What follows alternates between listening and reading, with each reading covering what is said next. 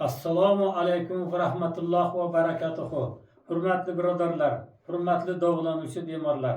Shunday insonlar borki, ularni izlab, o'qitib, topib bo'lmaydigan insonlar bor. Mana shunday insonlarga men bir tashakkurnoma aytmoqchiman. O'zbekiston Xalq tabobati akademiyasining raisi, O'zbekistonda xizmat ko'rsatgan ixtirochi, Oltin Vodiy tabiati shifoxonasining rahbari, kimyo fanlari doktori, professor hurmatli Asqarov Ibrohimjon Rahmonovichga tashakkurnoma. Men Boltabobo Ro'zboyev, Qashqadaryo viloyati Koson tumani Guvaloq qishlog'ida 1940-yil 5-marta tug'ilganman. Ushbu tashakkurnomani yozishimga undagan va boshimdan o'tkazgan jabrini tortgan ko'p kasalliklar, voqealardir. Men 1983-89-yillarda jigar sirrozi kasalligi bilan kasallanib, 78-92-yillarda Kavkazdagi sanatoriya shifoxonalarida qatnadim. 90-yildan shu kunga qadar qandli diabet kasalligi bilan kasallanib, uzluksiz davolanib kelaman. 2021-yil mart oyida menda oshqozon o'simtasi, ya'ni oshqozon saratoni borligi gumon qilinib, mart-aprel-may oylarida davomida o'tkazilgan tekshirishlar, analizlar va kasallik menda borligi tasdiqlanib, men Qashqadaryo viloyat onkologiya shifoxonasiga murojaat qildim. Ular sizni yoshingiz katta, operatsiyani ko'tara olmaysiz, sahrni pasaytirib davolanib keling, nur bilan kuydaymiz, davolaymiz deyishdi. Va 2021-yilning 5-may kuni menga javob berishdi. Men shu kuni uyga keldim va bir tanishimdan Andijon viloyati Jalaquduq tumani Janubiy Olamushuk posyolkasida Oltin Vodiy tabiati shifoxonasida borligini, u yerda oshqozon saratoni davolanishini eshitib, manzilini oldim va 21-yil 6-iyun kuni kechqurun taksi bilan Qarshidan jo'nab, 7-iyun kuni ertalab soat 7da manzilimga yetib keldim. Kechqurun shu kuni men kechga Qobulga kirdim. Meni ko'zida nur, yuzidan mehr yog'ib turgan bir inson kutib olib, analizlarimni sinchiklab tekshirib, tilimni ko'rdi, tomirimni ushlab ko'rib, nima bezovta qilyapti deb so'radi.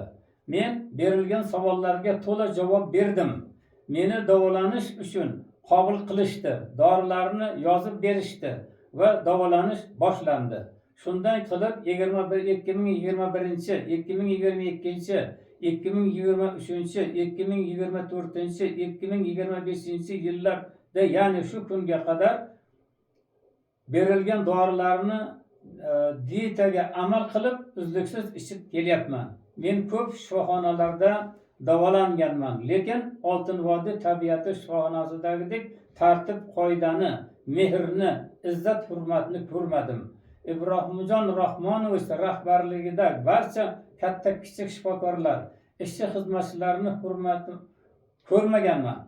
Endi shifoxona rahbari, ya'ni Asqarov Ibrohimjon Rahmonovich keladigan bo'lsak, u kishidagi mehr daryo, qalbi toza, insonni boy bilan kambag'alni ajratmaydigan, lozim bo'lsa kuchini, bilimini, sog'lig'ini, mablag'ini qizg'anmaydigan insonni uchratgan emasman.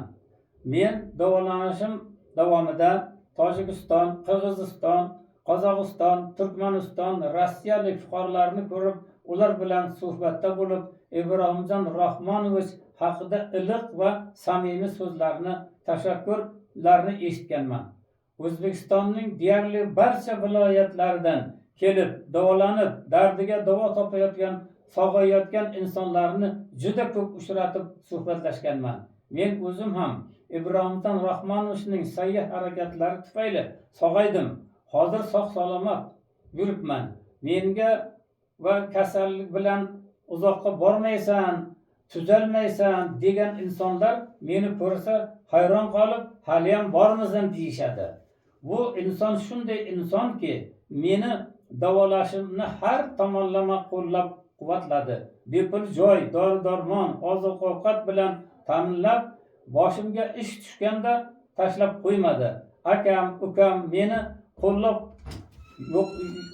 qo'llab yo'qligini bildirmasdan kerak paytda moddiy yordam berib, meni har tomonlama qo'llab-quvvatladi. Asqarov Ibrohimjon Rahmonovning bilimi, tajribasi, malakasi tufayli minglab insonlar og'ir dardlardan tuzalib, sog' salomat el xizmatida ishlab va yashab yurishibdi. Asqarov Ibrohimjon Rahmonovich bu darajaga yetishida 105 bahorni yashayotgan onajonisi Marhabaxon hoji onamizning 1987-88 yillarda ko'krak saratoni kasalligi bilan kasallanib qolishi tufayli qilingan sa'y harakatlar, tinimsiz izlanishlar, bedor tun va kunlar, tog'larda giyohlar qidirish, sutkalab laboratoriyalarda qolishlar, tinmay qilingan amaliyotlar, o'qishlar, yaratganning marhamati bilan topilgan giyohlar va ulardan tayyorlangan damlamalar sababli mana 37-38 yildirki hoji onamiz yashab, o'g'lini duo qilib kelmoqda.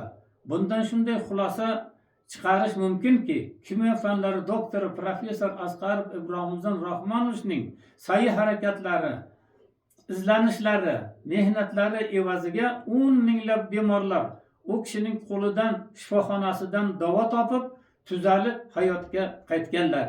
Shu jumladan men ham u kishining sa'y harakatlari tufayli sog'ayib yashab yuribman. Men 21-yil 7-iyundan shu kunga qadar Ibrohimjon Rahmonovich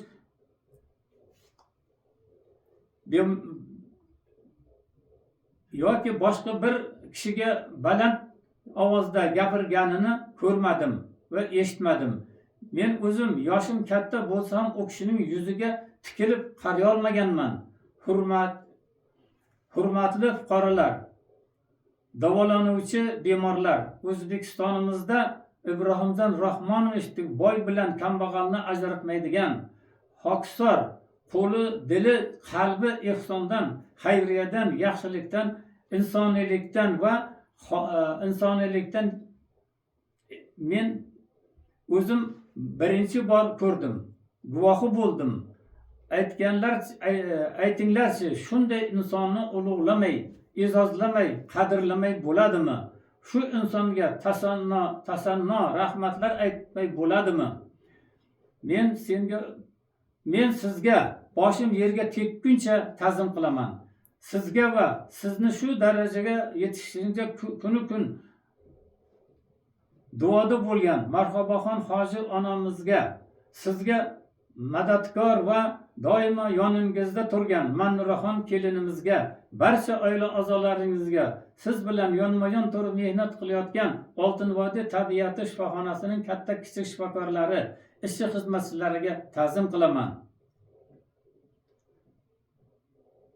Barchalaringizga yaratgandan sog'lik, salomatlik, xotirjamlik, osoyishtalik, boqiy umr, oilaviy baxt, yangidan yangi dori-darmonlarni yaratgan bilan bemorlar o'rtasida vaqtdoshi bo'lib, mansablaringiz bundan yuqori fan akademigi, O'zbekiston qahramoni, Nobel mukofotlarini olib, O'zbekistonda yagona dunyo tan olgan tabobat xodimi bo'lib, Ar-Rozi ibn Sino izdoshi bo'lib, meni yoshimda o'tib, hoji onamizni yoshidan ham o'tib, elga beminnat xizmat qilib yurishingizni so'rayman. Sizday boylikni o'ylamaydigan, haromdan hazar qiladigan fidoyi bir bor ekan, so'zingizdan, mehringizdan, giyohlaringizdan davo topuvchilar soni kun sayin oshaveradi. Men dunyodagi barcha ezgu niyatlarni, yaxshiliklarni, istaklarni sizga tilayman. Ammo doimo sog' omon bo'ling. Sizga Allohning Alpamishning kuchini, Manguberdining jasoratini tilayman. Baxtimizga doimo sog' bo'ling. Yaratganning o'zi sizni qo'llab-quvvatlasin. Sizga madadkor bo'lsin.